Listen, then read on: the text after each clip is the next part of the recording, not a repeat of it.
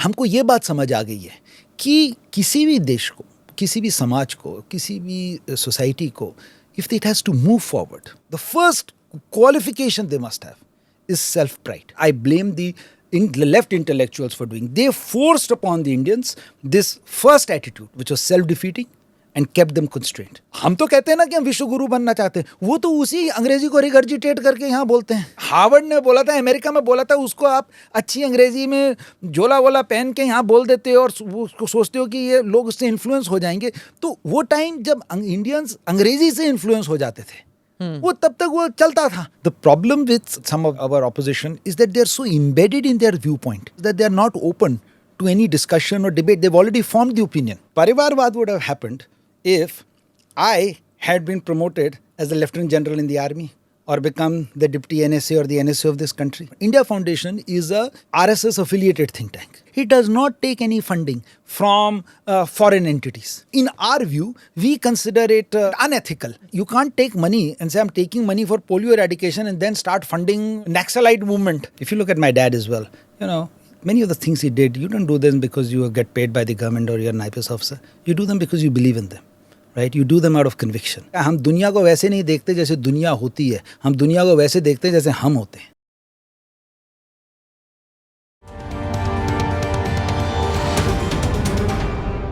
Namaste, Jai Hind. Welcome to another edition of ANI Podcast with Smita Prakash. Thank you for liking and subscribing and sharing with people who you think will benefit from these conversations. So, let's talk today about think tanks. Now, the BJP is often accused of having a weak intellectual bench strength. It's also said that the think tanks affiliated with the BJP, they are very rigid in their opinions. They don't foster multiplicity of views. So today we have with us Shaurya Doval of the India Foundation. Before Shaurya Doval founded the India Foundation, he had a successful career in the private sector and is also a budding politician. He's the son of the serving National Security Advisor, so quite naturally, he gets asked questions about his father, who's been dubbed as a super sleuth of India. In my conversation with Shaurya Doval, I will bring about topics which have come in focus, especially in the social media, which is that the BJP cracks down on think tanks which do not share its own view, which is a pro-Modi view. I will speak to Mr. Doval about the heat which has come on to the so-called liberal think tanks, like say the Centre for Policy Research, because they don't share the same worldview as the BJP. And it's considered that the BJP government led by Mr. Modi is cracking down on them. Also, a part of the conversation will be about the narrative wars which are going on, especially in West Asia with the Israel-Hamas situation. Welcome to the podcast, Shaurya. Thank you so much for being part of this, and I'm looking forward to this conversation with you. I hope I have your permission to address you by your first name. Absolutely. Okay, so let's start right away with a controversy. Usually I come into it in the second half of the podcast. With me you can start right away. Huh? So while you head this think tank, you do know that the think tanks in India, some of them are coming in under extreme scrutiny. And there are articles which have appeared in the foreign press, even in the domestic press, which are critical of the Modi government, saying that there is this crackdown on left-of-center think tanks which are publishing works which are critical of the Modi government, and hence the current government is not fostering free thought and multiplicity of views. What is your view about this? Smita, I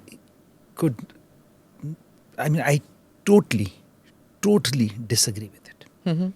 And the reason I disagree with it is that because I run a small think tank myself, and I cannot tell you that how self-exaggerated view we have of ourselves, of our ability to influence outcomes. And therefore, whenever somebody does something to us, we think that, this is something that is being done to humanity as a whole. Let me put this in perspective. The Modi government enjoys a huge political majority in this country. It gets its votes and survives and thrives on the basis of the votes that it gets from these electorates. Think tanks, on the other hand, are a very small ecosystem of interacting with certain policymakers, academia, in trying to influence public or intellectual opinion.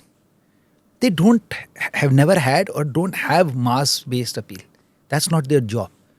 So why would a government, which is so popular, waste its time on think tanks to try and muzzle the think tanks? Because even if they do, the impact of this is going to be marginal to negligible. It just doesn't make sense, right? So I think when think tanks start to think that, oh, we are being influenced because people are trying to, go after us because we're being targeted. We are being targeted because we have so much influence. I think they are over-exaggerating their influence and impact. Now, think tanks, every case may be different. Somebody may have an income tax issue, somebody may have some violation of some issues. Those are legal issues or tax issues, whatever they may be. So I don't think that this thesis is correct. We can go, there may be issue after issue, case by case, why a certain think tank or a certain institution is under the government's scrutiny. But I don't think that it would make any logical sense for the government to try and muzzle think tanks just to try and alter public opinion. So a couple of things. I'm not going to go individually into the think tanks because I think it's unfair if I don't have them on the show to name those think tanks. But certain think tanks have come under scrutiny because of financial reasons, funding which have come. But consequently, those very think tanks have very strong opinions and voices which are critical of this government, and those find that is quoted in these media articles which come in the international press. So there is a multiplicity of views which come in as a result of the original article which appeared on that think tank. So to say that it doesn't really matter, these think tanks, what is published, it doesn't really matter, I think it's a very narrow view, isn't it? No, because you see, let's start with why. If you are basing your argument on the credibility of what is coming out in the Western media or international media, you must understand that the international media has not been the most friendly to this government, and you can see this pattern for the last 9 years, found time again and again to build this narrative that free press is being muzzled in this country, voice of opinions of people are being this is something that they've used as a tool to try and create an image of this government, both domestically and internationally.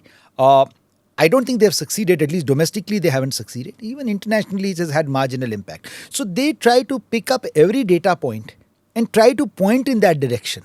That, just because this is happening, this must be to muzzle free press, and therefore that is the reason. So I think to that point that you said, that international media quoting it is, to me, means actually validates the point, because we see this pattern for the last 9 years that that there may be a bias in the way they go about reporting these things. Now, as far as the think tanks, again, as I said, I cannot comment on the government. It is the government's decision on where and why they, go after them or after any institution, whether an individual or corporation, a think tank, But what, as I said earlier, was that I think that, even if the government was doing it, it would make no sense because as I said, running my own think tank, I know what kind of influence and impact we have, or the limited influence and impact we have. And actually it is counterproductive if you do this.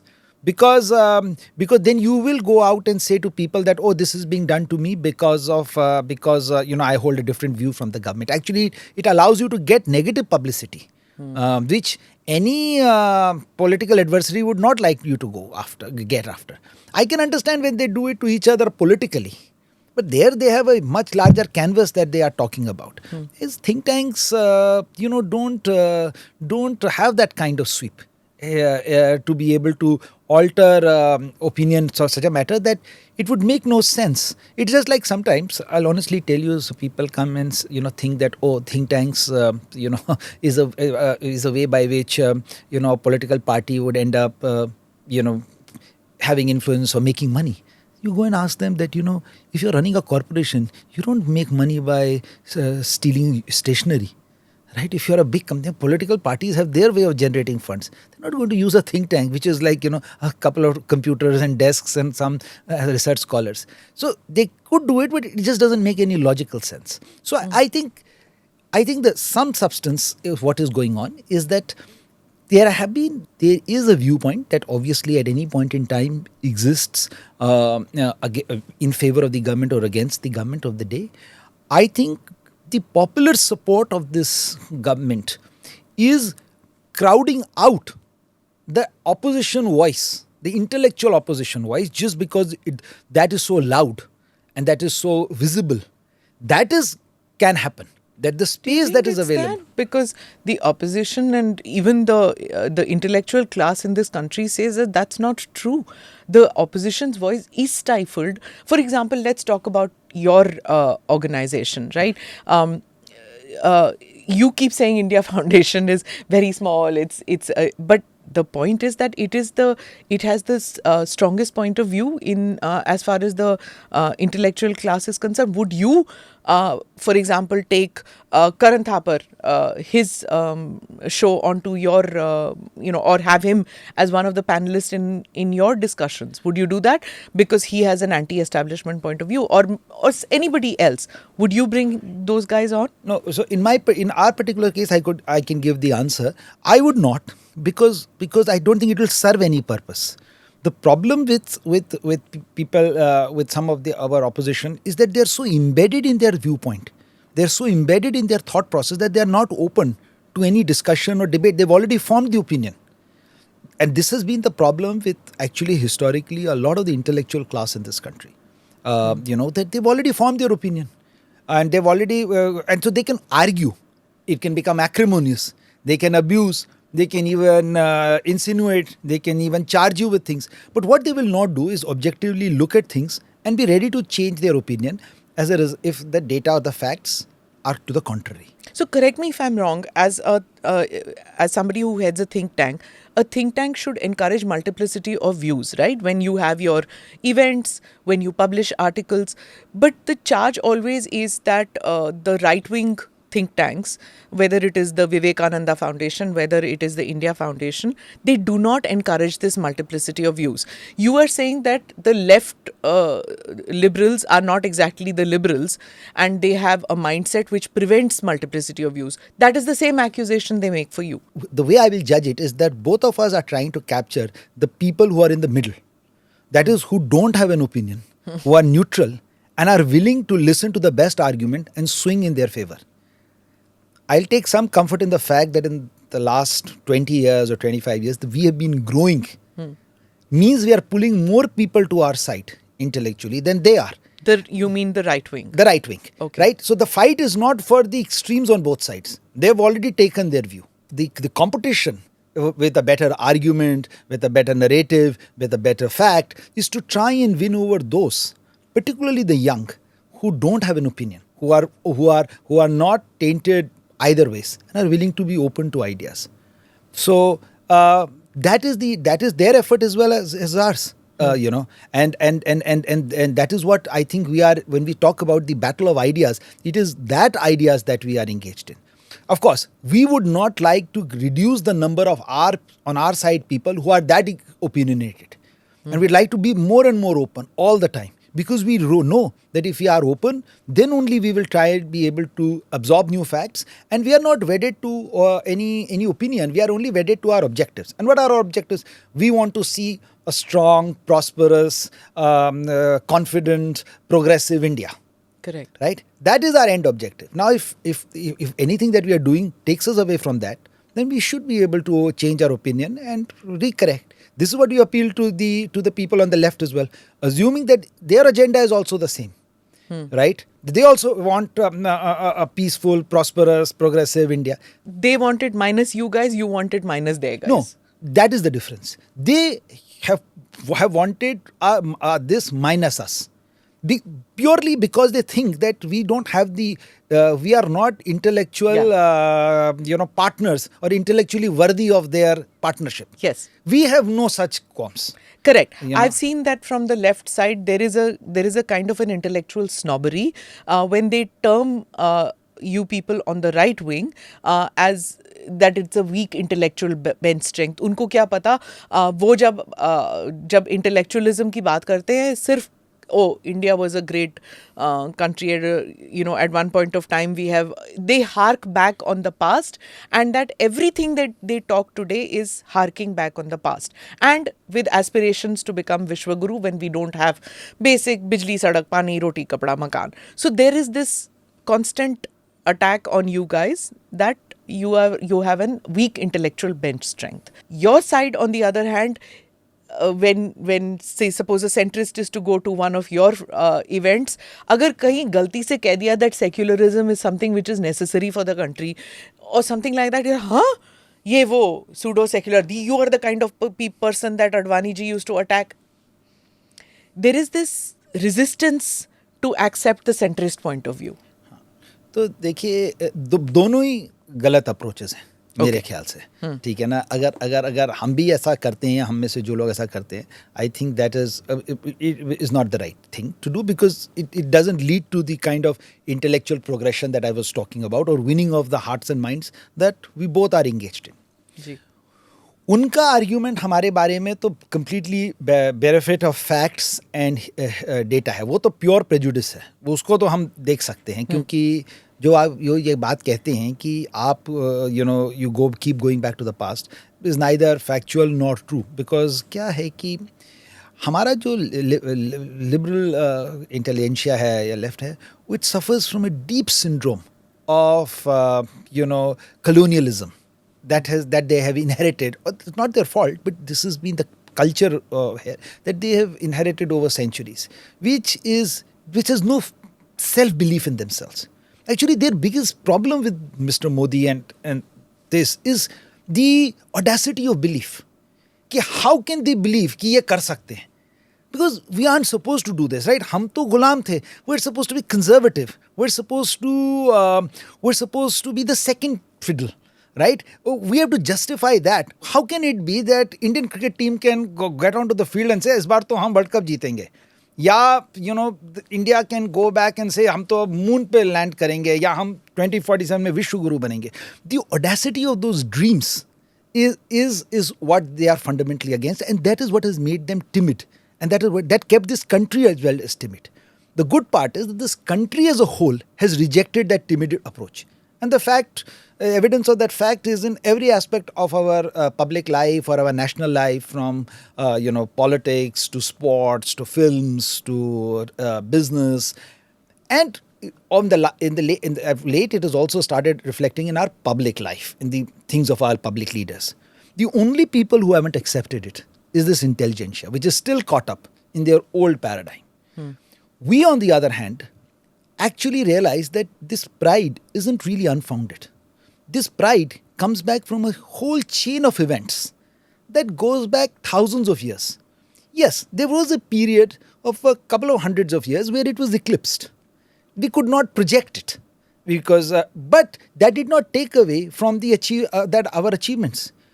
So, for example, when the English came in the 1700s and colonized India and told us that they bought education and they bought knowledge, and before that our ancestors were baboons jumping between trees, that is not factually correct.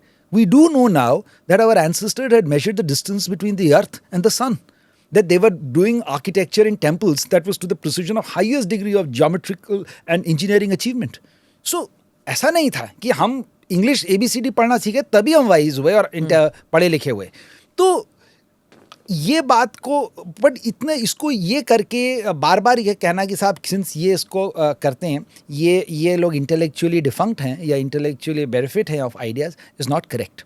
हमें फ़र्क नहीं पड़ता, because मुझे लगता है कि we as a sort of movement और ideology है मूव बियॉन्ड दैट. लेकिन हमको ये बात समझ आ गई है कि किसी भी देश को, किसी भी समाज को, किसी भी सोसाइटी को, if it has to move forward, right, the first thing they must have, the first qualification they must have is self-pride. I'm not saying arrogance, but self-pride and self-belief, self-confidence. And you have to fill them with self-confidence and pride before you can expect them to do something meaningful. So when the Prime Minister goes and talks about self-pride, which is, by the way, a big reason for his political success. These people think that, oh, it's exaggeration. What they don't realize, that it is that self-pride that allows the common citizen of India to start doing things that they otherwise believed they could never do. Yeah.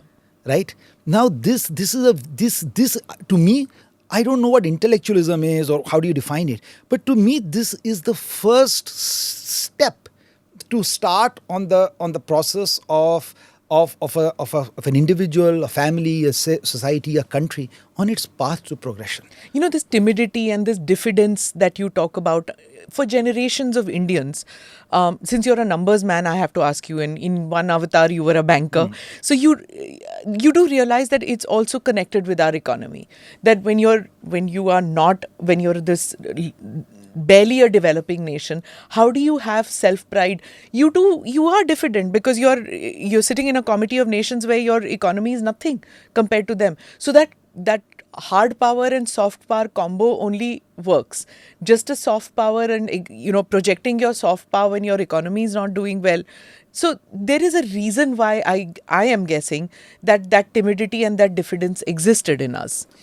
You are absolutely right, Smita, that there is a reason why this timidity and existed. I'll come to the reasons what we could have done in the past to overcome it. I think we didn't do enough. But since you talked about numbers, let me give you the perspective of how and where we've come. And I'll not try to complicate it. I'll keep it very simple so that your audience understand it. Think of the GDP of a country as the income of a nation, like just the income of a family. When the English left us, the GDP of this country was $30 billion in 1947. It took us about 60 years. Actually, it took us by the time we came to 1997, which is 50 years of independence, our GDP had gone from 30 billion to 300 billion. In 60 years, that is around 2007, we became a $1 trillion economy. In this world of about 200 odd nations, even today there are only 16 countries that are over $1 trillion. That is why India is a G20 country. Okay. So it took us 60 years to become $1 trillion. So 60 years is about 3 generations. So 20 years is the life of a generation. So, 3 generations go to earn for the family, the country, the amount that takes you from 30 billion to $1 trillion. In the next 7 years, between 2007 to 2014, we double it from 1 trillion to 2 trillion. So what has taken us 60 years only takes us 7 years. From 2014 to 2019, in 5 years, what took us 60 years, then 7 years, we became a $3 trillion economy. In 5 years, we earned the same that had taken 60 years. Then between today, around 2023, we are about 3.6, 3.7 trillion. We are about 75 years of our independence. What we have achieved in the last 75 years, this is about 3.5 trillion. Do you know, in the next 10 years, we'll earn that again. We will be about 7 trillion at the worst by 2034. Okay, that's the cycle. So we are becoming economically big in a huge way. And not in incremental terms, but in exponential terms. We have now gone in what Einstein used to say, the eighth power of the eighth wonder of the world, which is the power of compounding. At this rate, even by the most conservative standards, we will be somewhere between a $20 trillion to a $40 trillion economy by the time 100 years of our independence come, putting us in the top 2 or 3 economies of the world. Now, this is a constant. Nobody can stop it, irrespective of the political regime, political dispensation. I mean, other than some geopolitical events, internally there is very little risk to this trajectory of ours. With this obviously comes a sense of self-confidence, comes a sense of belief. Your voice is suddenly heard. You are no longer being dictated. You are part of the high table where you get spoken to and you get heard. And for some of us, we have seen that happening in our work lifetime. In our work lifetime, in the way we travel, in the way we go abroad, in the way India is talked about, the way India is respected. But the point that you were saying that this has to happen in a parallel way by which you can have all of this, but you can still not realize what you are. Unless that same story where a cub gets lost among the sheep and goes up on the sheep until one day he realizes and looks into the water and he says कि मैं भी एक शेर हूँ, and when he roars so you don't realize you are a lion. The sense of leadership, the job of the leadership is to give their people the sense of belief that we are getting there. We have a vision that we are going to go, and that's where we will end up. The problem that in these interim years, and I think this is where China overtook us in the 80s, was that our leadership just failed to give us this sense of where we were going in our trajectory. There was no excitement of where we were going. There was no sense of pride in where we were going. Yes, we were rolling on from 30 billion to 300 billion and to $1 trillion, and we were just getting along. We were not feeling a sense like the Chinese felt, even in the 80s, that, we are the middle kingdom, we are going to rule the world. एक वो sense था, वो missing था. वो I think in the last 10 years is something that we have now, because of our leadership, have had a thing. And I think going forward, the way I look at it, that any political leader who comes in this country, irrespective of their political dispensation, will have to cater to this demand, because the average Indian now believes that this is where they are heading, and they want their leaders to behave in that manner and take them there in that. So I think जो ये intellectuals की timidity है, और अगर वो actually intellectuals हैं और वो actually giants हैं, तो वो इतने timid क्यों? वो ये क्यों नहीं कहते कि अच्छा, हमने 75 साल में कितने Nobel Prizes जीते, हमने कितने Booker Prizes जीते, हमने कितनी ऐसी किताबें लिखी जिन्होंने वर्ल्ड का नैरेटिव चेंज किया, हमने कितनी नई आइडियाज़ जनरेट किए जिसकी वजह से हम दुनिया में छा गए. हम तो कहते हैं ना कि हम विश्व गुरु बनना चाहते हैं, वो तो उसी अंग्रेजी को रिगर्जिटेट करके यहाँ बोलते हैं. ठीक है ना. हार्वर्ड ने बोला था, अमेरिका में बोला था, उसको आप अच्छी अंग्रेजी में झोला वोला पहन के यहाँ बोल देते हो और उसको सोचते हो कि ये लोग उससे इन्फ्लुएंस हो जाएंगे. तो वो टाइम जब इंडियंस अंग्रेजी से इन्फ्लुएंस हो जाते थे, वो तब तक वो चलता था. हम सोचते थे यार बहुत पढ़े लिखे लोग हैं, अंग्रेजी में बोल रहे हैं, कोई ऐसी बड़ी बात कह रहे होंगे. फिर हमको रियलाइज़ हुआ कि यार ये तो कोई बड़ी बात नहीं है. फिर जब बाहर से पढ़ के आए हैं, तो फिर जब हम भी पढ़ गए उन कॉलेजेस में, तो हमने कहा यार ये तो कोई बड़ी बात नहीं है, ये तो कुछ भी नहीं बोल रहे. एक्चुअली वहाँ के भी ये थर्ड रेट ही थे, यहाँ के ये बोलने लगे. तो यहाँ लोग आइडिया तो ये कि आपके नए आइडियाज़ क्या थे. तो जो लोग हम कह रहे हैं, हम ये कह रहे हैं कि अगर आप अपने वापस जाइए अपने पूर्वजों की तरफ, आप जाइए, उनको समझने की कोशिश करिए, तो आप ये देखेंगे कि वो तो रियल थिंकर्स वो थे. वो नई फिलोसफीज़ के बारे में बात कर रहे थे, वो नई साइंसेस के बारे में बात कर रहे थे, वो नए मेडिकल टेक्निक्स के बारे में बात कर रहे थे, वो एस्ट्रोफिजिक्स के बात में, वो they were real intellectual giants. हाँ, क्योंकि वो पॉलिटिकली हार गए, and we accept that fact. We accept that fact that we made a weak state and we lost politically, for which we paid a price for 1,000 years. But that one price does not take away from the fact that for thousands of years we did have an intellectual tradition, that we were world leaders. And since we have learned our lesson well, we will never ever again in life, in our future, ever be slaves again. Okay. So 2 points. One is we lost politically. Is pe expansion I want. 2, you are a product of a civil servant's family too. You understand, because you would have seen it, that timidity, the intellectual class of our country usually arose from this civil servants' background. They were sons and daughters of IAS officers. They were the ones who could afford to travel abroad. Some of them were from business families. They traveled abroad to study, right? Lawyers, barristers, जो हमारे freedom fighters के उनके बच्चे, they all traveled. Now in this rarefied atmosphere of the intellectual class of the 60s, 70s, 80s and almost all of 90s, the intellectual class thought it vulgar to talk about our past achievements, vulgar to boast about our past and our present, whatever we were achieving, even in the 80s and 90s, as you were talking about the numbers. It is boastful in nature. You don't talk about the successes. अब ये चाहे आप family का microcosm देख लीजिए या आप country का macrocosm देख लीजिए, it was considered unbecoming. You would have seen it in your family too. You don't talk about कि हाँ मेरे बेटे ने ये सब किया, मेरे बेटे ने he's got a PhD. No, you बुरी नज़र लग जाएगी. You were taught all these things, or you were told कि अपनी तारीफ खुद नहीं करना. So this is a part of the Indian mindset.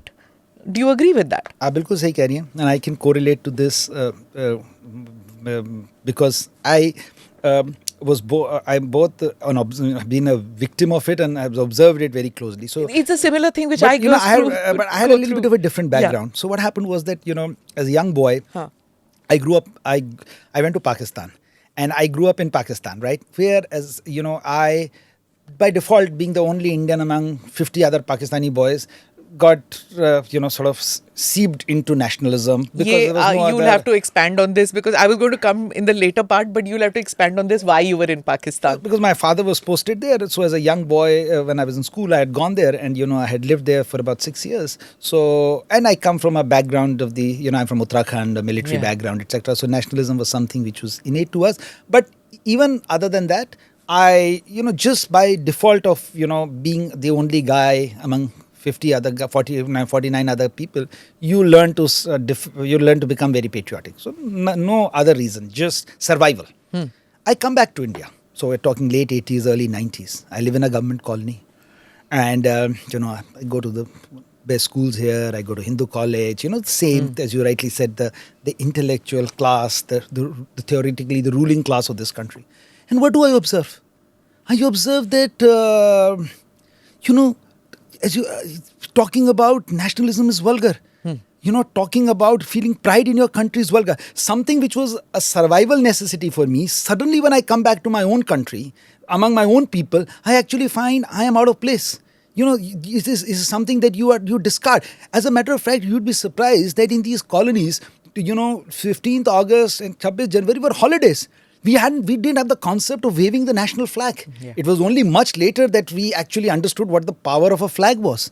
So we were progressive. We were supposed to move on. We were supposed to go tomorrow and study at foreign universities, get to best colleges, get accepted in these drawing rooms and these gymkhana clubs.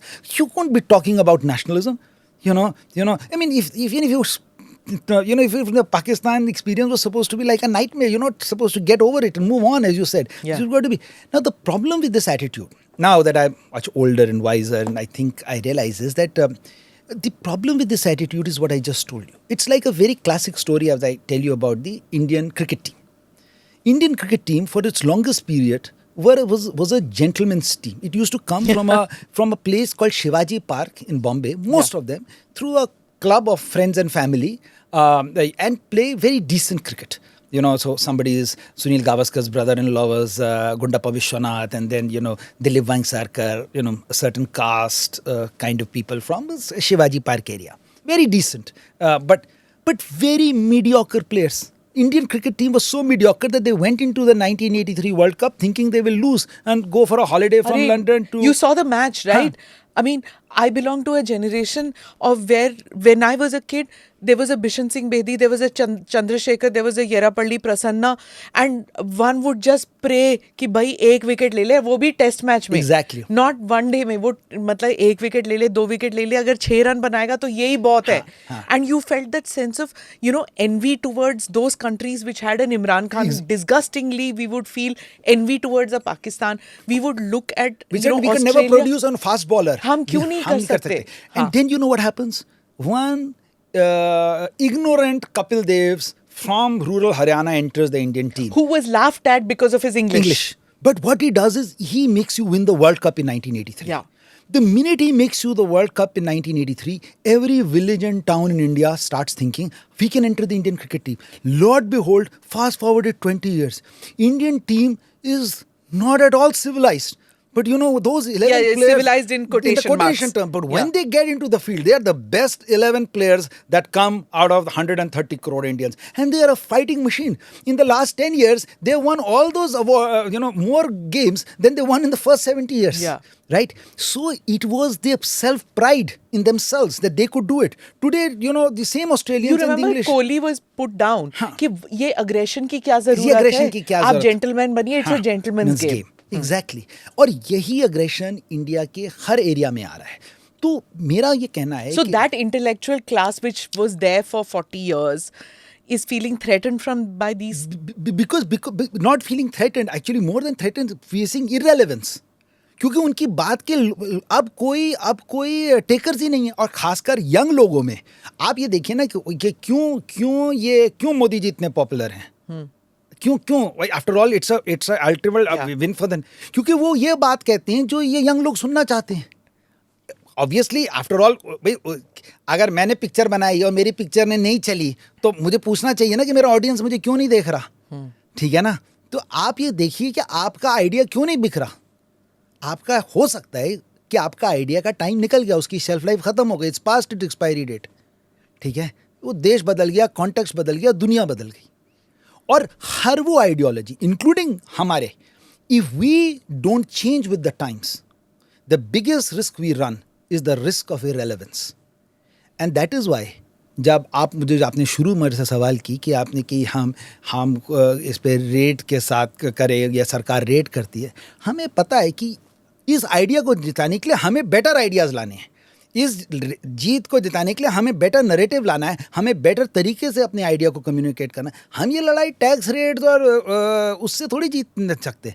अगर ये जीत सकते तो ये हम तक ख़त्म हो गए थे ना, इनके पास तो 75 साल था, ये इस आइडिया को तो नहीं ख़त्म कर पाए। कोशिश तो इन्होंने भी करी, they use the same instruments, because an idea is never defeated by doing these things. An idea is defeated by a better idea, by a more relevant idea, by an idea that is relevant to the times that it is in. So, 2 points. One was, I want to come back to that, what you said about that we lost the battle of ideas, political ideas long ago, and then it is a revival. One was that. And the two is that when you talk about that, we have to come up with the new ideas. So, what you are, or the think tanks associated with the right wing are accused of is bombast with no content. Whereas what you are saying is that there is no way that there can be aggression in terms of putting forth your ideas if you don't have strong ideas.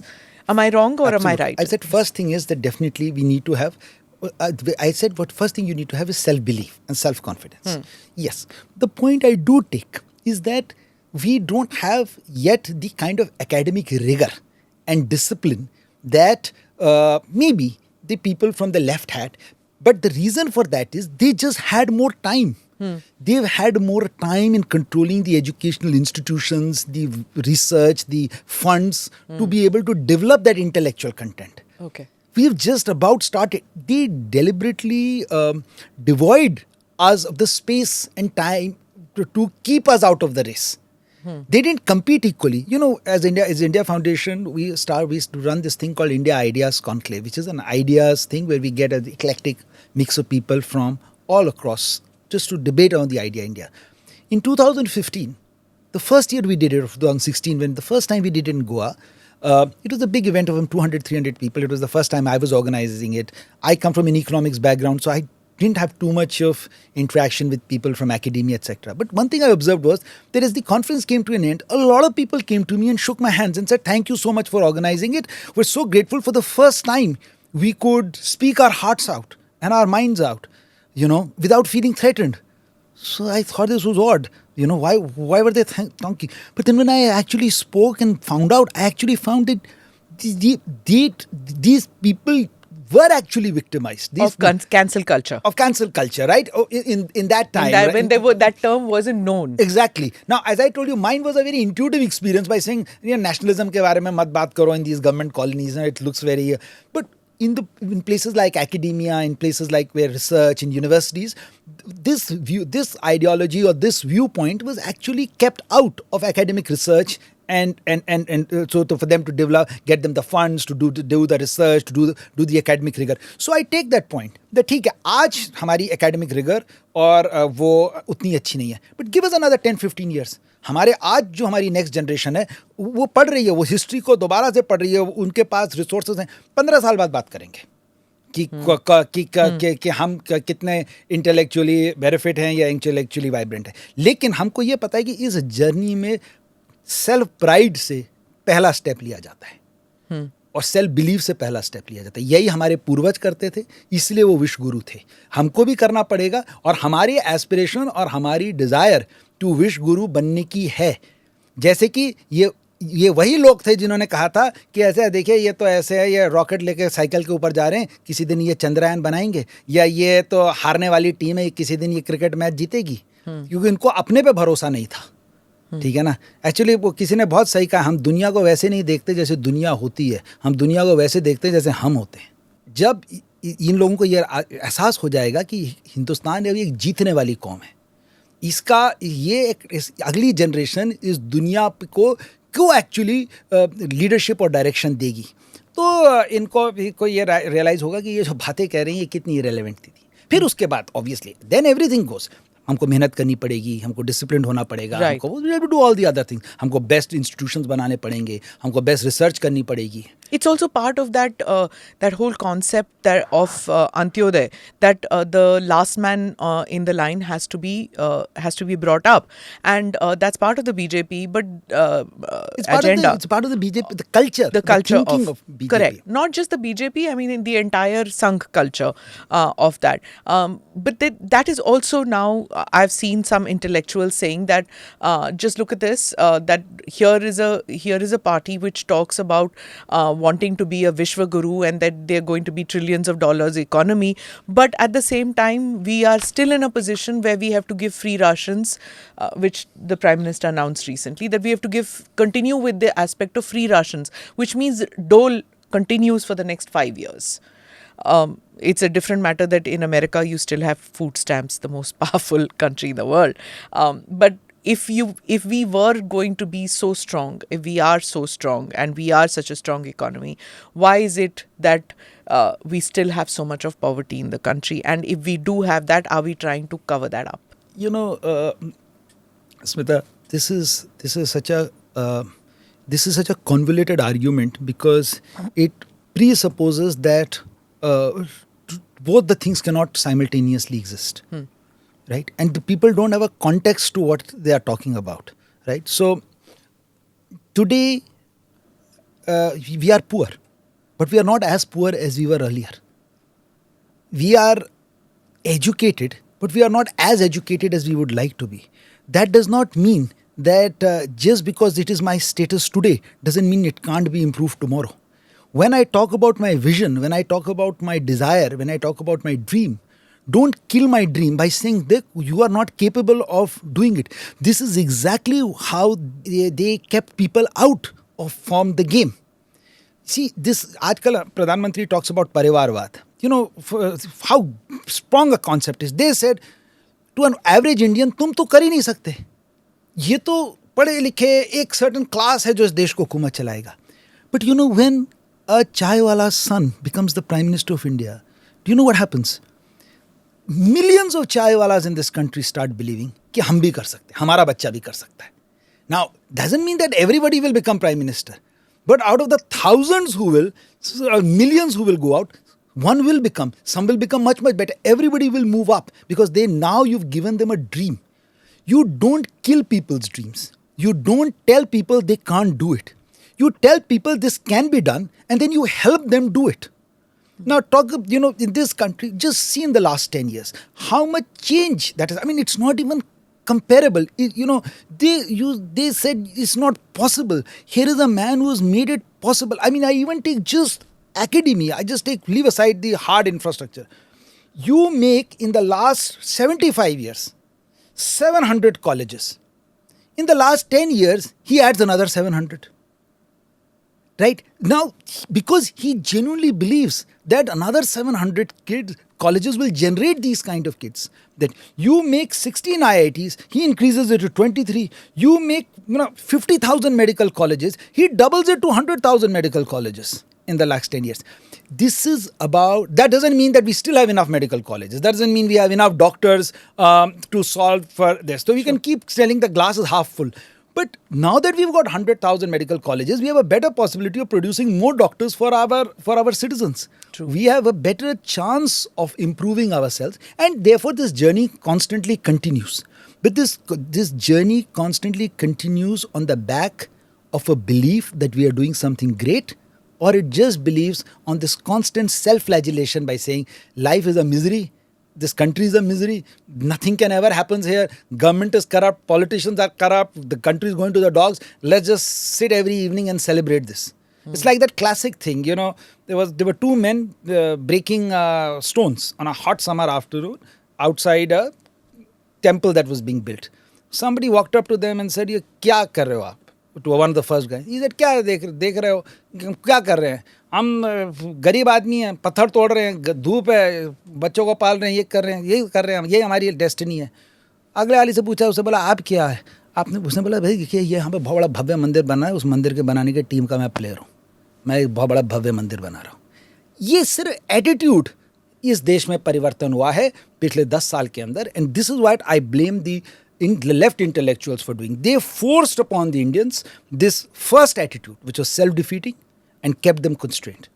I am glad that we represent a different viewpoint, which may be a little bit more bombastic, which may be a little bit more aggressive in our dreams, but that's okay. You know, sometimes it's a new language. It's a new language, and you know, they say it's a dream worthy enough to fail.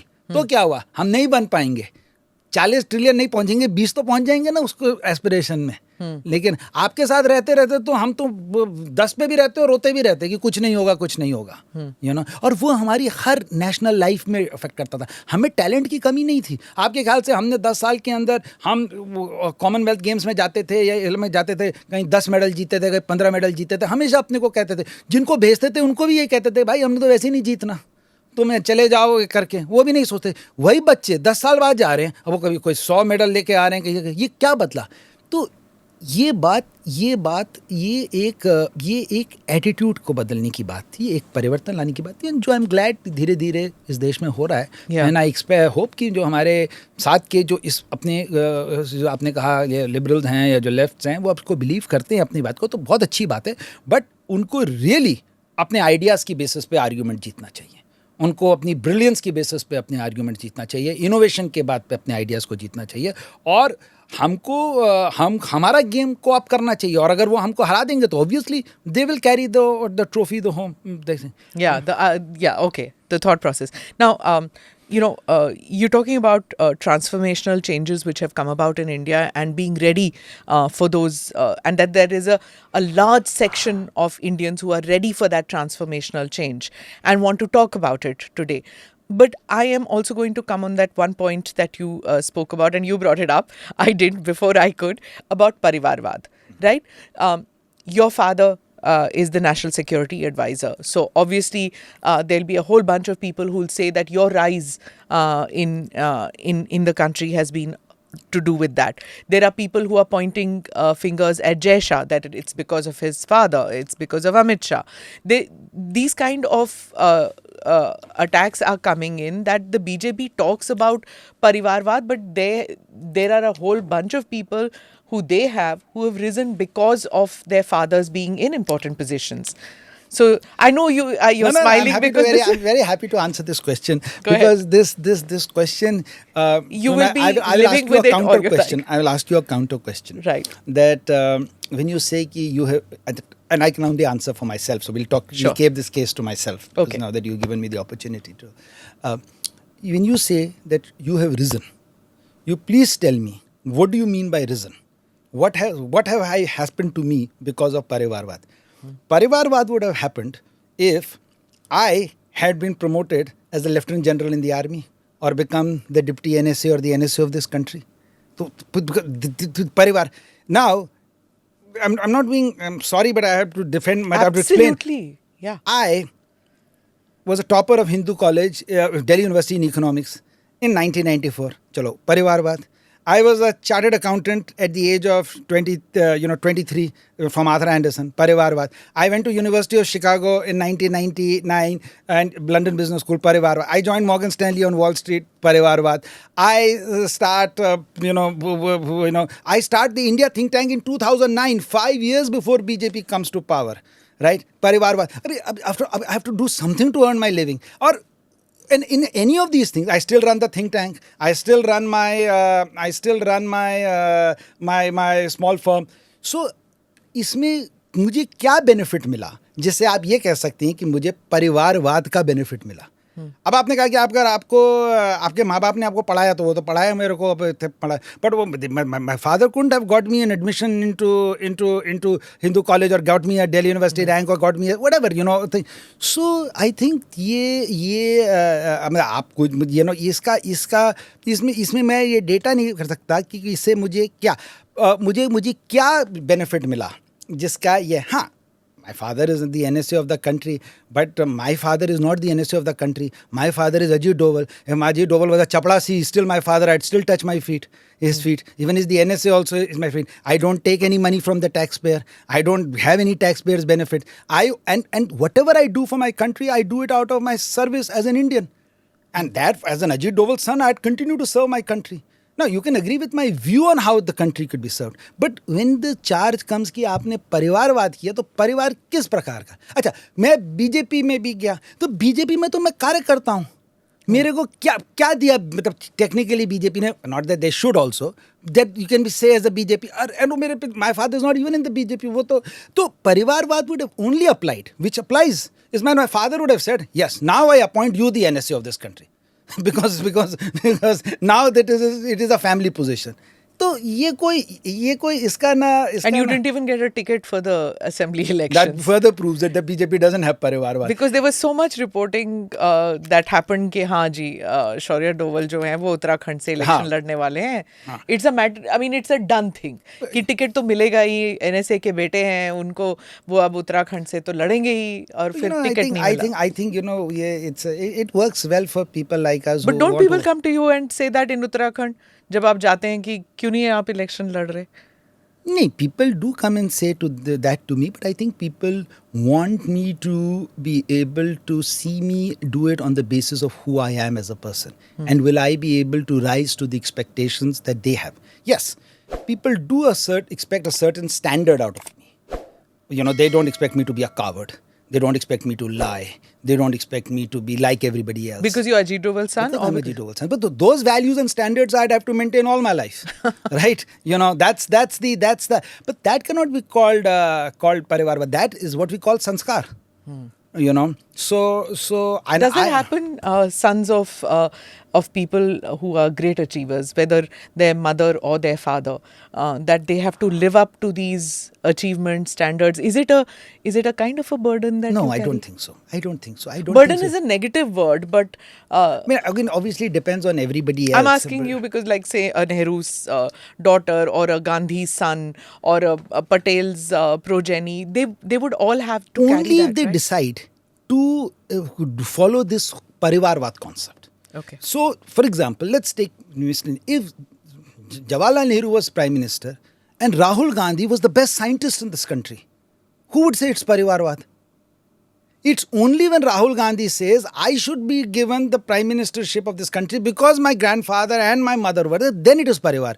Or some cricketer's son says that I should be made part of the cricket team because my father was. But nothing stops a cricketer's son to be the best, write the best novel in the world and win the Nobel Prize for Literature.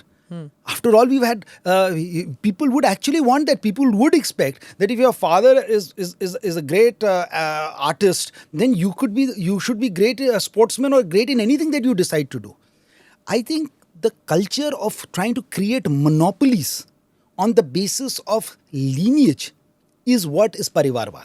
It's okay to have it in the private sector, not in the in private. So I come from the private sector. In private sector also we see the same. All promoter companies, why did all promoter companies fail? Because they insist, because if they don't have because they insist on saying कि हमारा बेटा बनेगा मालिक, company तो हमारी है. While that argument cannot be defeated, the outcome of that is that at the end of the day, the business sooner or later collapses unless you've got a progeny who is inherently so good that they can take it further. Because this argument excludes the talent. Because the talent says, well, we'll go and perform wherever we get space. You cannot keep talent down. You cannot keep talent from rising to the top. And this country is a country that is increasingly going towards meritocracy. That's another reason why it's rejected parivarvad. Because it wants merit to come. They don't want me to be talking to you on the basis of whose son I am. They want to listen to me. But they would like to, if I have something to contribute, fine, they will accept it. If I don't, they'll discard it and say, well, he's not up to the mark, let's get somebody else. Let's come to being Ajit Doval's son. One was that you were in Pakistan, that period that you have talked about. What is it like for you and your brother? Do you get, I know that you fought in court also, in a couple of cases. No, just does one it come case, not one a couple case? cases. Okay, one case, and your brother too. So tell me, is it something that you've had to battle, and what is it like at the family table? Does this come up that you face attacks because you are the NSA's sons? See, this is, Because quite he's ob- an apolitical person. He's the national security advisor, but he's apolitical. You are political. So there are a number of dimensions to this. But I am an adult. I can make my life choices, right? And as long as I make life choices that are consistent with the rules of this country, the laws of this country, or whatever I said, the values that my family represents, then it's fine. Somebody can be a sportsman.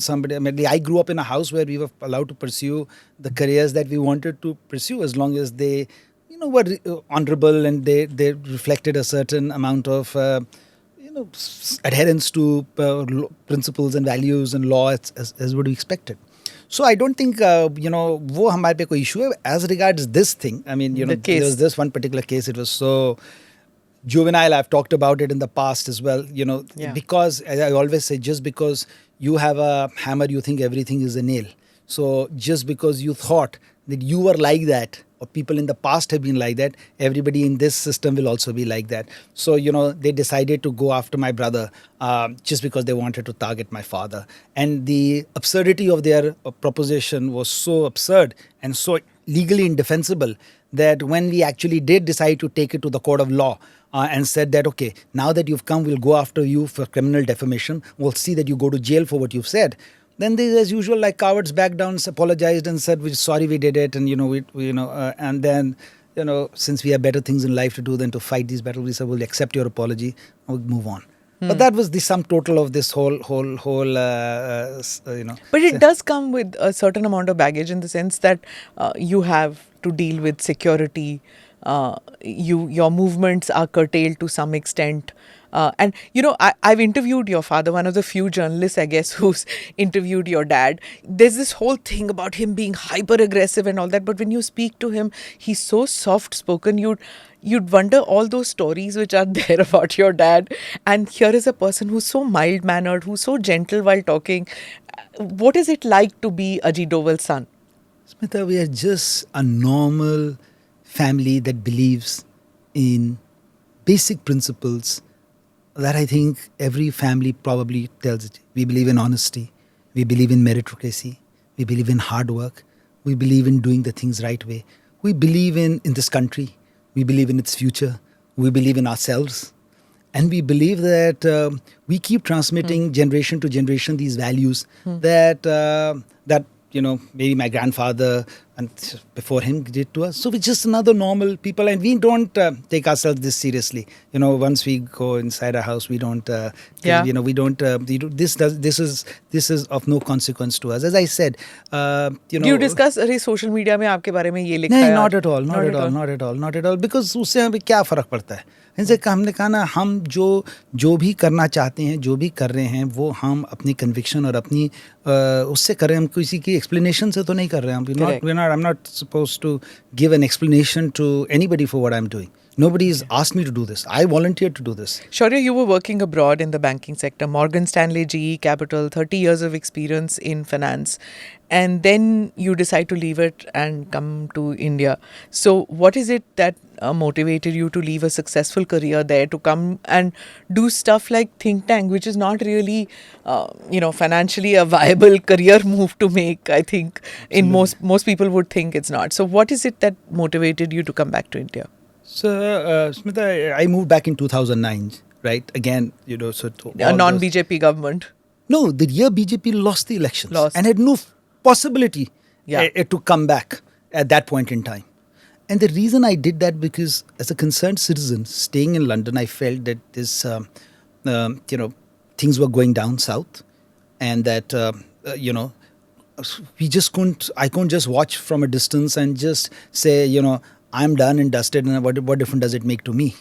I was settled, I was, having a career. I said, and I don't want to be one of those kind of intellectuals that goes back every evening, has a glass of wine, cribs about it, goes to bed, and then goes to play golf in the morning.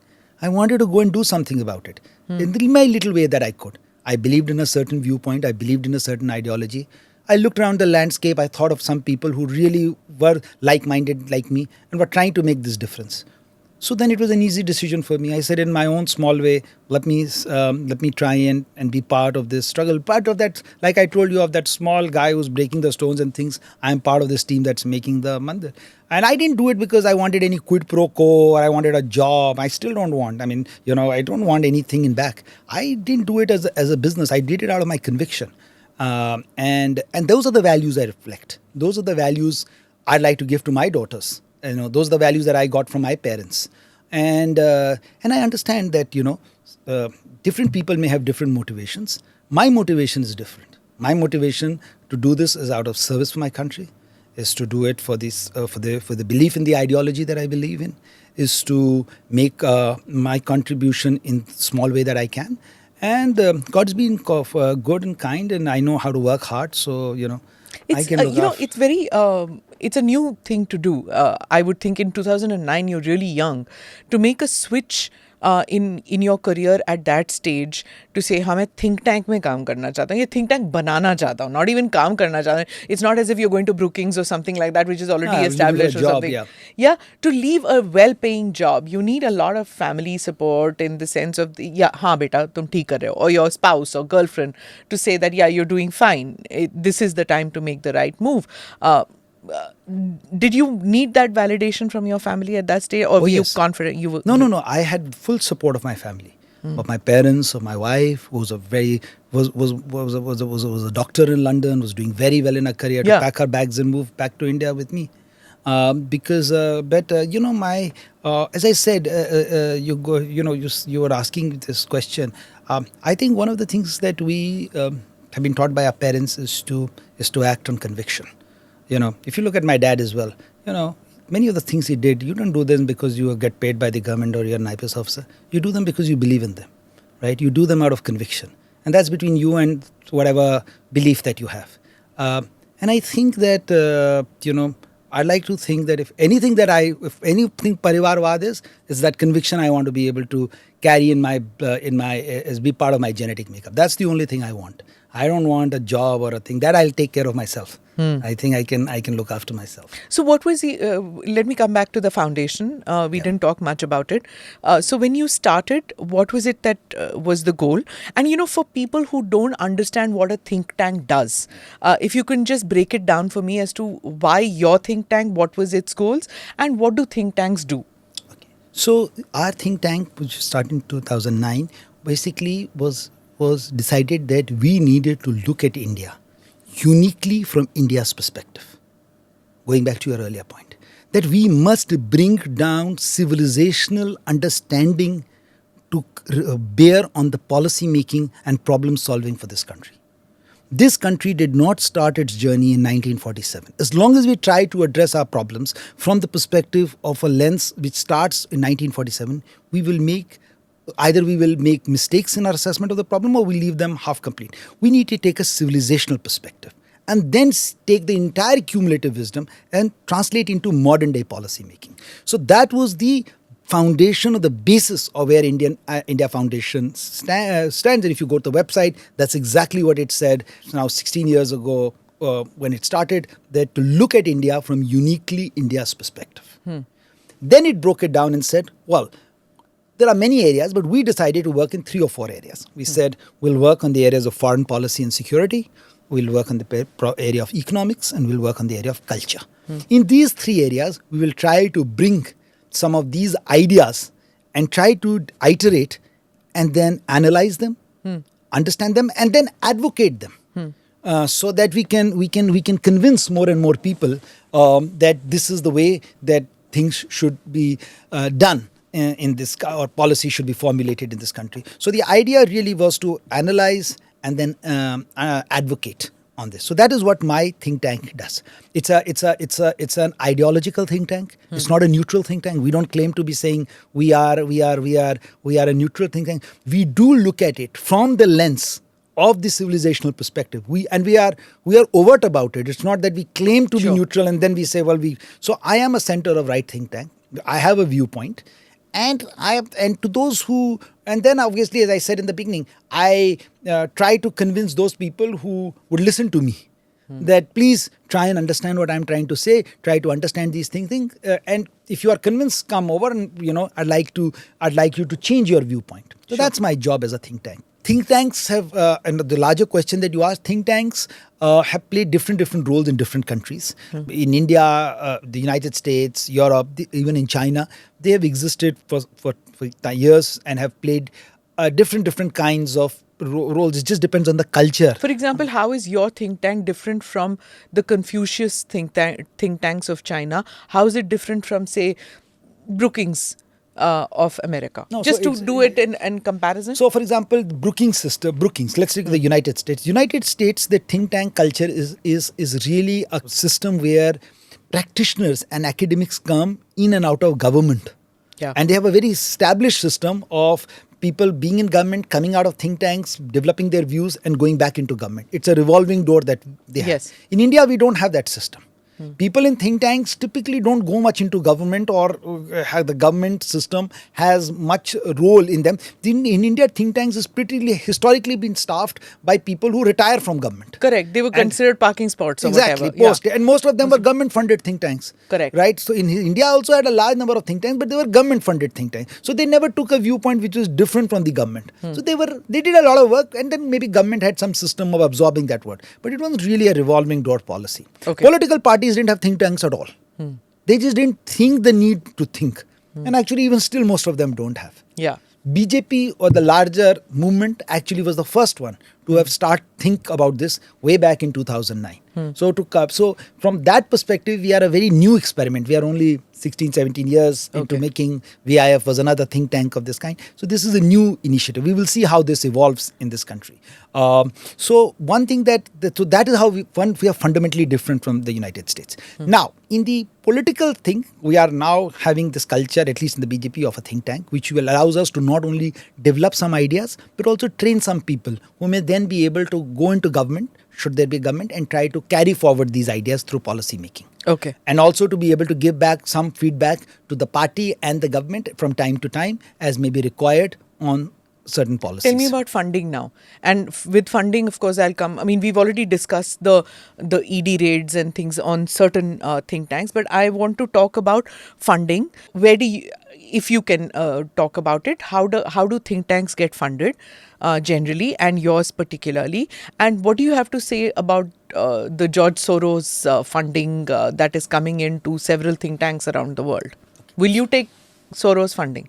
So just since you are a person from media, you will appreciate this fact that any entity that it needs to function needs money and needs resources to be able to do that. Sure.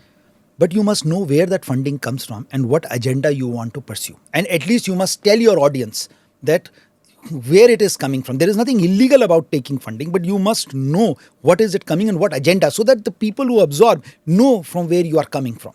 You cannot deceive or should not deceive them by telling something else and doing something else. Yeah. Now, for us as the India Foundation is concerned, India Foundation is a RSS affiliated think tank. It does not receive any funding. It does receive funding from RSS and RSS related organizations. It is an RSS think tank, like many other programs. It receives funding from the publications and articles. It does not take any funding from foreign entities or from a George Soros, etc. Because it is, unless the RSS changes its view and says that now we are ready to take foreign funding, then you could take it as well. Because then you will have to tell people we represent certain section, or from the Communist Party of China, and say when I'm writing a report for them. So, so our funding is purely out of our affiliated organizations, out of the publications and journals that we do. And once in a while, when you work with the various government departments and ministries, they have a way of organizing conferences and, where they use think tanks to organize them. Yeah, I've seen conferences where maybe the ITDC is going to give you the hotels, or might give you or Air India might sponsor, when Air India was government owned, might sponsor the tickets, or the hotel might sponsor the location. Or a private sponsor may sponsor this, etc., etc. And that is how social work in any society is done. And it comes under CSR for many organizations. I've seen and it that. comes, yes. So the question is that you and then we pay our taxes, we or whatever. I mean, I'm not that cognizant, but whatever are the rules, we adhere to the rules, and we do it. But there is nothing that we are hiding about who we are and what we represent. And since we represent a nationalist ideology, obviously we'll only take resources and help of people who believe in ourselves. How else will we end up doing it? And then in our view, we consider it treason may be a big word, but we consider it unethical to take money from outsiders and then pursue their agenda. Knowingly, to is in our view very bad, and unknowingly means you are stupid. You are taking money from people and not knowing why are they giving you the money. So so I think as long as we can, that's our judgment. And so from as far as we are concerned, we are very clear that who we take our funding from and how and what areas. Like many of these think tanks I've seen, when you look at it, they're taking it from an Omidyar network, they're taking it from Soros, they're taking it from Bill and Melinda Gates, and they're saying what is wrong with it if they are not going to influence our papers, if they are not going to influence, how can it matter? No. So then they should disclose. Then if they are taking for it, then they should focus on the work that they are doing. Then they should say, if you are doing for polio eradication, and you are taking things and you're saying we have taken, this is the money we've taken, this is then that's fine. But you can't take money and say I'm taking money for polio eradication and then start funding Naxalite movement or some work for Naxals and say that's also part. Because then you are not matching the purpose for which you are taking the funds. You are taking money in the garb of some other activity and doing some other activity. तो आप अगर इस तरह के think tank हो या इस तरह के एनजीओ हो जो आप अपने चार्टर को फॉलो करो, फिर क्या, then you can just go. But do these chaps, these organizations which fund think tanks, do they tell the think tank आपने पोलियो एरेडिकेशन पे करना है, आपने एनवायरनमेंट पे करना है, आपने ये स्टोरी करनी? For example say a media organisation, it gets advertising from Kamla Pasand. I'm just randomly naming Kamla Pasand.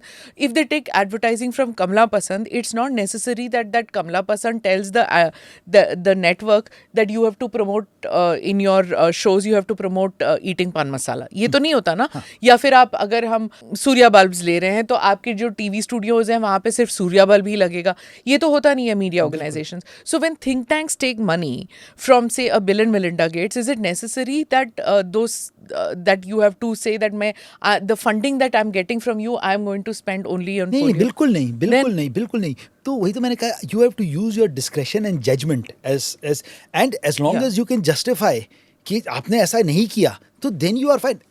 कोई भी कुछ अक्यूज कर दे, let's say government of the day also आपको अक्यूज करती है, तो आप जस्टिफाई कर दीजिए ना उनको कि साहब हमने ऐसा नहीं किया, हमारा क्लियर है, हमने ये किया था, हमको ये डोनर्स आते थे, ये हमको, तो फिर तो कोई लीगल चार्ज तो नहीं बनेगा ना आप पे. Yeah, for example, Soros or Omidyar, the government has not banned them. Exactly. Right? So, taking funding from these guys and how you use them, I mean, what has happened is in social media, there's this whole thing that, अरे ये तो Soros funded है, उसका मतलब anti-national है. गलत है ना फिर? बिल्कुल गलत है. ऐसा नहीं है. Just because आप देखो सोशल मीडिया के बेसिस पर आप मुझे ये नहीं कह सकते कि we can have, क्योंकि वो तो अनइन्फॉर्म्ड व्यू है कि ऐसा है कि उन्होंने उससे लिया, ये मीडिया ट्रायल हो गया ना अगेंस्ट पीपल. वो तो we live in such a world, ठीक है ना. अब मीडिया ट्रायल तो होगा, तो वो तो हम भी कुछ बोलेंगे तो आप कुछ, जिसने नहीं बिलीव करना होगा नहीं बिलीव करेगा, वो तो सोचेगा नहीं ऐसा ही होता है, तो वो उसका कोई मतलब नहीं है.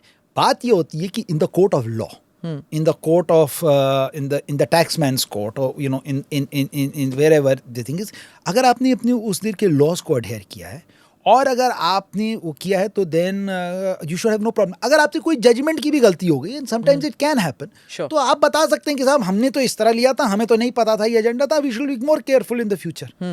ठीक है ना. हाँ, तो मेरा मतलब ऐसी कोई इसमें बात नहीं, पर जहाँ पर लोग जानबूझ के लेते हैं, जानबूझ के. और बाय द वे ये भी हमको पता है कि दुनिया में ये हुआ था है, बड़ी बड़ी एजेंसीज, बड़े बड़े कंट्रीज अपने नैरेटिव्स को फंड करती हैं इसके थ्रू. तो हमें पता है ना कि हम इस स्पेस में, अगर हमें पता है कि हम एक ऐसी जगह पे जा रहे हैं जहां पर ये रिस्क हैं, तो we should be cognizant of the risks.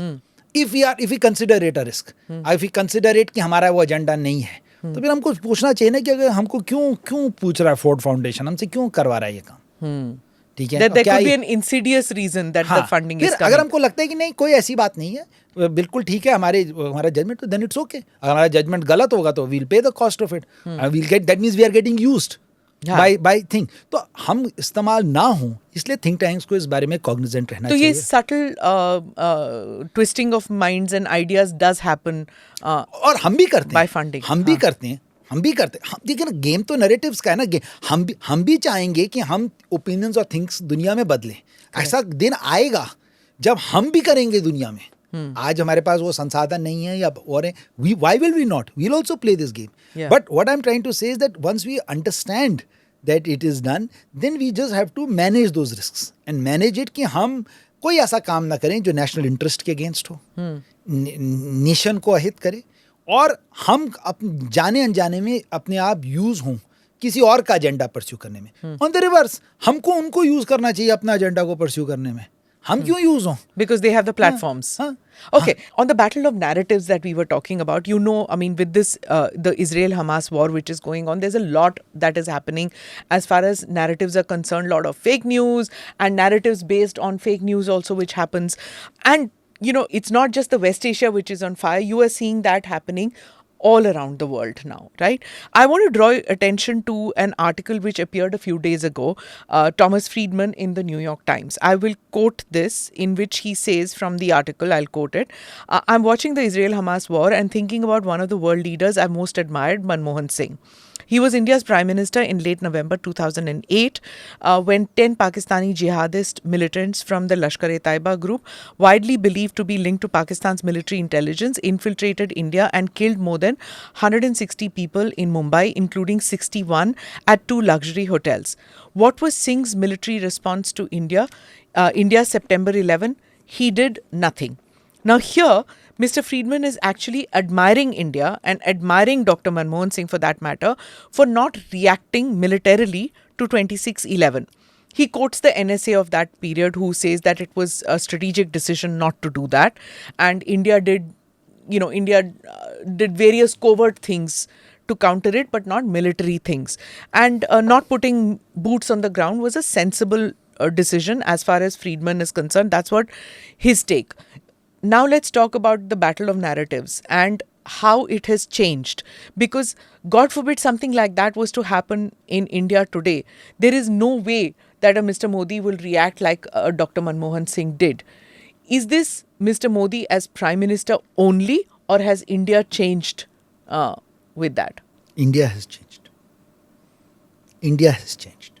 And no matter who is the Prime Minister of this country, Indians will not accept a leader who believes that something like this can happen. A whole country of 130 crore people can be humiliated, and doing nothing is an option. Right? And in the battle of narratives, we are shown to be some weak, fragile people that anybody can come and do what they want to. We're just here, we will always be at the receiving end. This country will no longer accept it. This country expects its leaders to do what is right, but also to show to the world that what is right, and that they're to want to exercise. It's not just good enough having strength. It's sometimes you have to exercise strength as well to demonstrate to the world. Now, I'm not saying for a moment that that means going into a war or doing necessarily being hot-headed.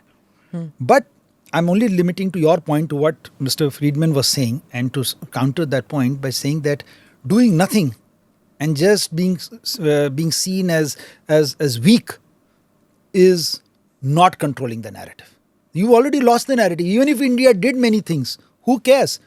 In 2009 showed India as a weak, vulnerable, incompetent and nincompoop country where anybody can walk in. They could have had the biggest nukes in the world. They can have the standing army. What is it worth? You can just go walk around and kill 200 people on the streets of Bombay, and there'll be some platitude, some diplomatic demarches, and do nothing.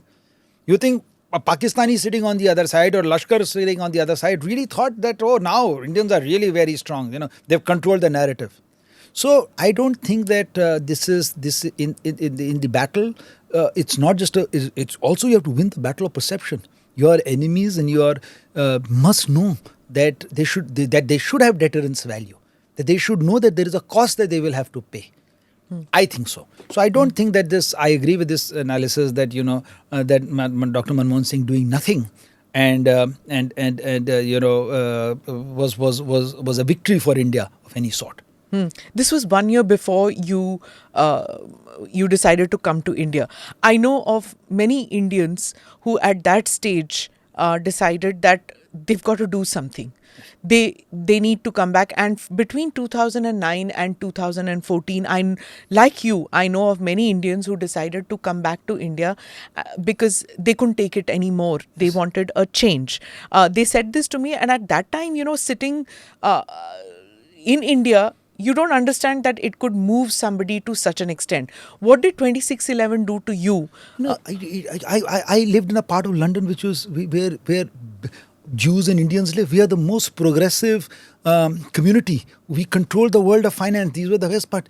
They turned back and said, what kind of people are you? You deserve to be beaten. You deserve to be hammered. You know what has happened in history to you should continue to happen. Because you know what? You guys are not willing to fight.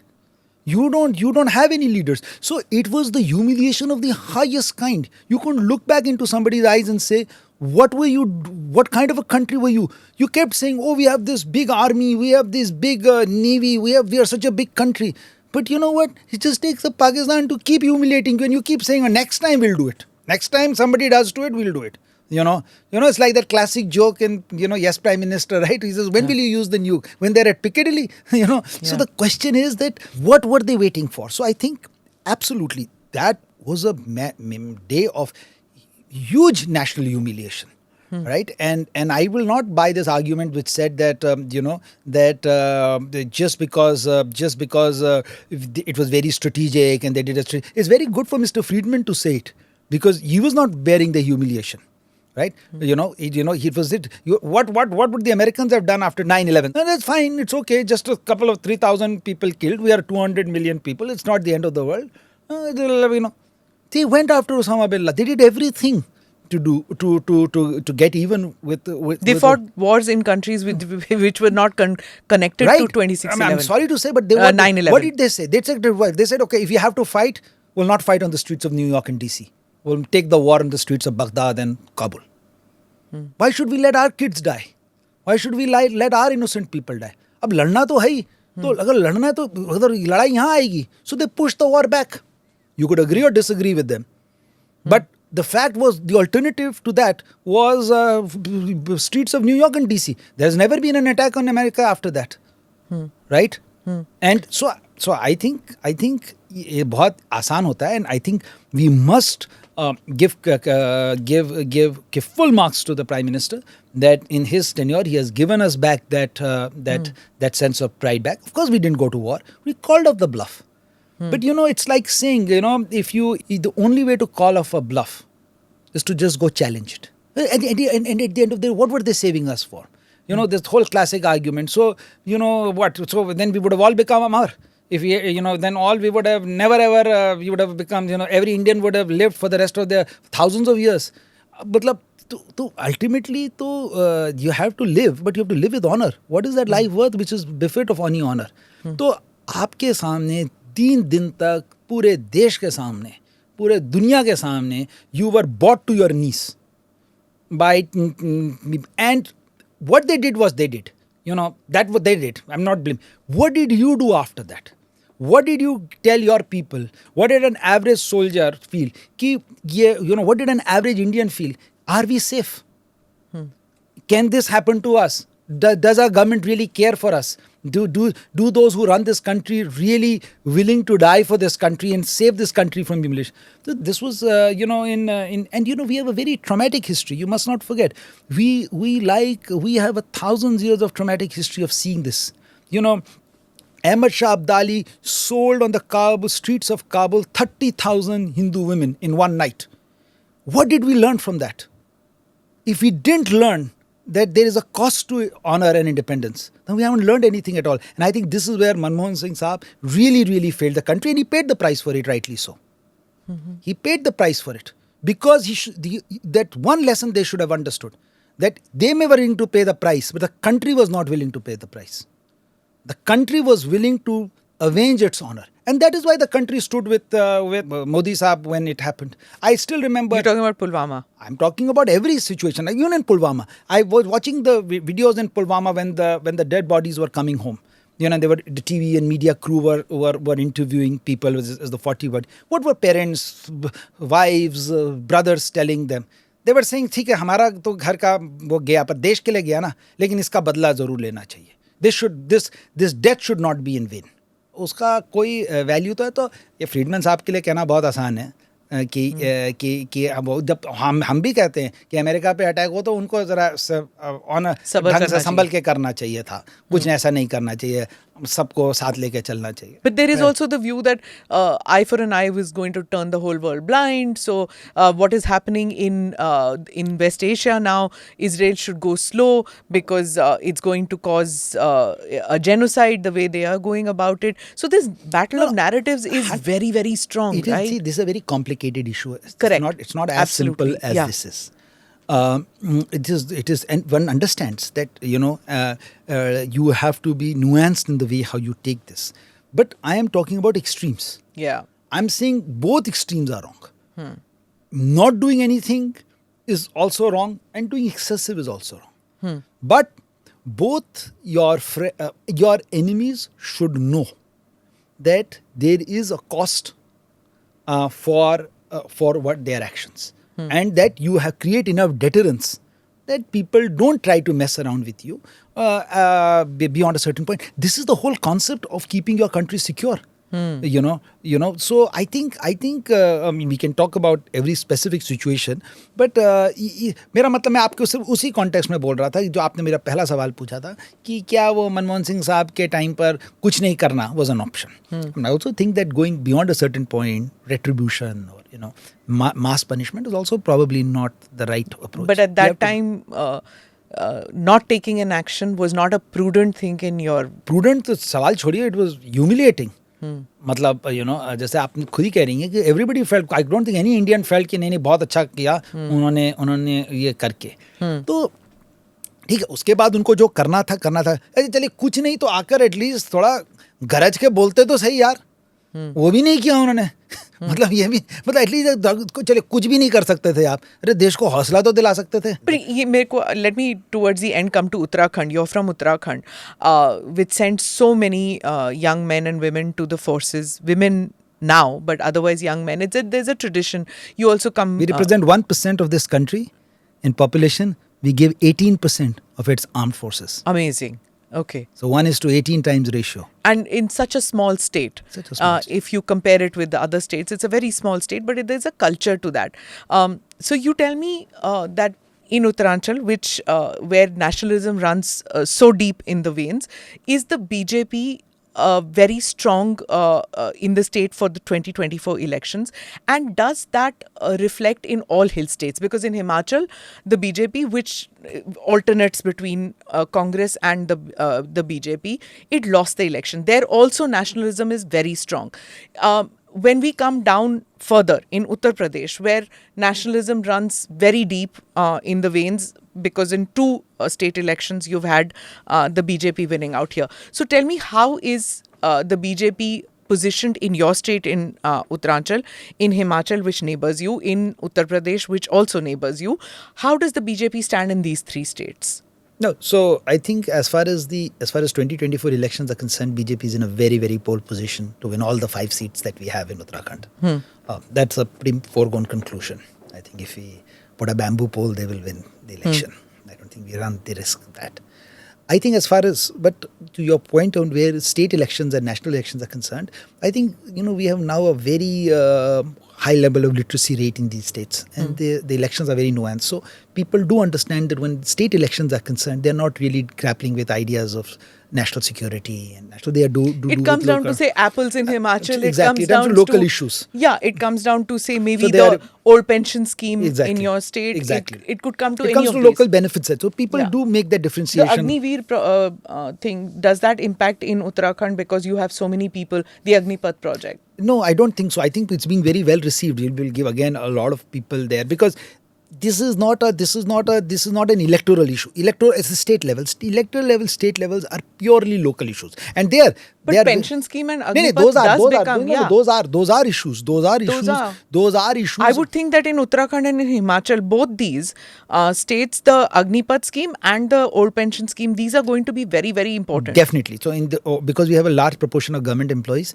they have the old pension scheme will definitely be an issue as far as state elections are concerned. But if in national elections, this will definitely go against the BJP, but it will not go enough for people to believe that they need to vote the BJP. That the Congress is an option represents to that. a better option as far as the national elections are concerned. But for state elections, they might state elections, make that. they definitely, and they also depends upon local governments. So why is it that in Himachal they chose to topple the government, but in Uttarakhand it was still Dhami? I don't know what happened in Himachal. I don't follow that election very closely, but I think in Uttarakhand we also had a simultaneous elections with Uttar Pradesh. And it's also, I think it's also called the laboratory of your Hinduism and the Hindutva, not Hinduism, but the Hindutva policy of BJP, that Mr. Dhami takes it like one step forward in everything. Is that true? I think it's a predominantly Hindu state, and it's a state where faith and religion is a very important part of people's identity. So people tend to gravitate towards those political parties that actually talk about these issues and address these issues. Now, I'm not saying that necessarily that model fits everywhere else, but in Uttarakhand per se, people are sensitive to these issues because, as I said, we are a very small state. We know, and in such a small state, Rohingyas came and settled down. Exactly, and it didn't matter. Yeah, when these things were encouraged by the governments, they didn't just come and settle down. They needed tacit understanding of the political establishment or the government's apathy of the government to allow this to happen. These created social disturbances. They created social issues that shouldn't have existed. And I'm not going to a larger thing, but if anything has to be done, it has to be done in concurrence with the aspirations of the local people, keeping their sensitivities in mind. But surely I have met with people who say that it served the purpose of the BJP too, because it causes polarization and it causes fear. And fear is a major reason why people vote in a particular manner. I don't think, at least I can talk about in Uttarakhand. It's in Uttarakhand I'm talking about, not Himachal. Uttarakhand. No. In Uttarakhand, I spend a reasonable amount of time on the ground, and I think in Uttarakhand, the vote for BJP is not driven by fear. It's not driven because the numbers aren't enough for any significant polarization to happen. You see, in Uttarakhand state, predominantly the majority constitutes close to over 80-85%, maybe even nearly 90%. So that's the fear of the outsider is what makes people vote in a particular manner, is what some feel. But this is even the things are in very small concentration. Out of the 70 constituencies, locally, this is an issue at best that happens in maybe 4 or 5. It's only in the plain areas. It doesn't concern the hill areas. So you're talking about the balance 65 constituencies where this is a non-issue. Okay. So just because you cannot fight the election on the basis of that. Yes, on those maybe 4 or 5 it causes some polarization and may benefit the local incumbents. Do you want to fight an election? Is that something that you would want to do? No, as I said, I have approached this part of my life as a matter of service. I don't need a career. Fortunately, I have a career which is reasonably okay. So I'm not seeking a job. So I don't consider, I'm not looking at it as, I want to fight or not fight, etc. We are a system, an ideological party. It is a decision that is taken by people who decide what you should do and what's the best job you should be given at some point in time. It's a very RSS culture, right? That you work as a Karyakarta and then your career path is selected for you by somebody else. That's why we don't believe in Parivarvad. We believe in a system of choosing the right person for the right job, as best as possible. Yeah. So I think you leave it to people who are managing or thinking about what is the best, to decide how best you can fit in the system. Some people do some job and they do a good job. They are the right people. Their constant job is to put the right people for the right job. So I assume that if they think that it's the right job for me, they will tell me to do it. If they give me the responsibility, then for me it becomes a job, a responsibility that I must do well. It is not a. It's not a career I'm seeking. It's not a. हमारे politics में they say a दावेदारी. I'm not doing a दावेदारी. I'm not here to do any quid pro quo.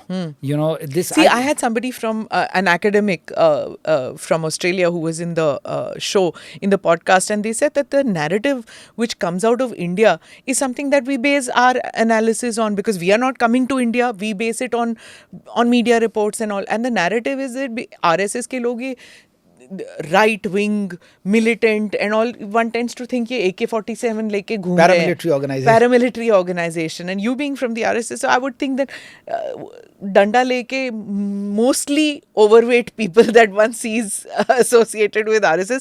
Pardon me, I don't mean to be pejorative, but I'm just saying that when you meet them, they seem very mild-mannered. Part of my job is to keep traveling all over the world and presenting our viewpoint. And this is what we talk to all the informed people in the countries. I just returned from about a whirlwind tour of the Middle East last week. I was in every state capital. Is that exactly this point? That India is now a very serious country. India is a very, as serious players want to engage India in a very serious way, then you must really understand it.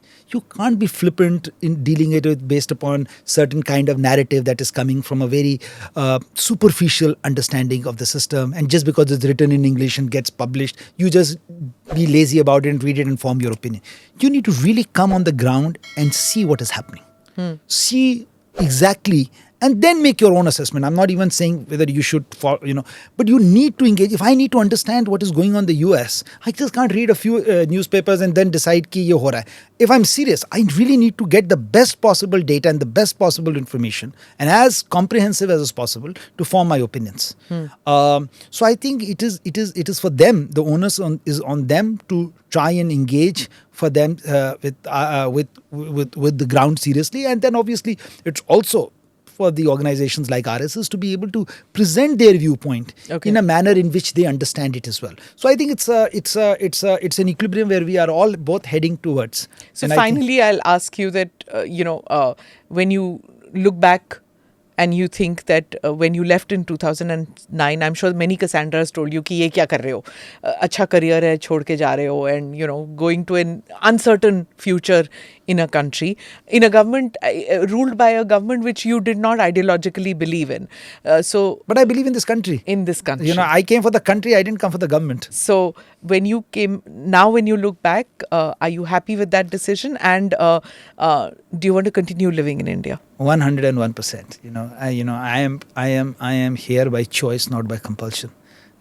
I could be employed anywhere in the world, and I can go anywhere in the world and have a decent job, even today, right?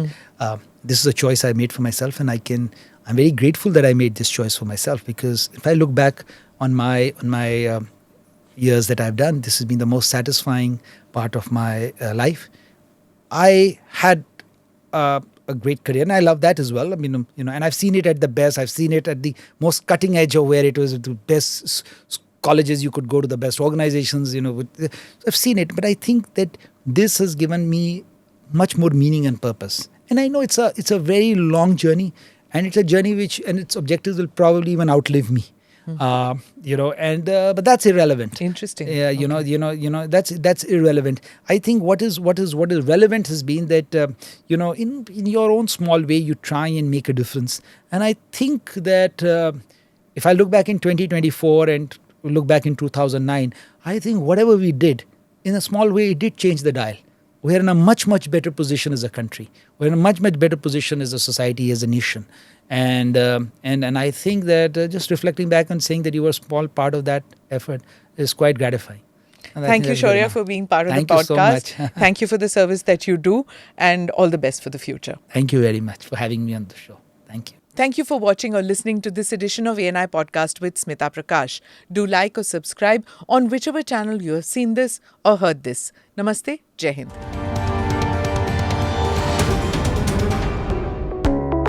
Click here to watch the previous episodes.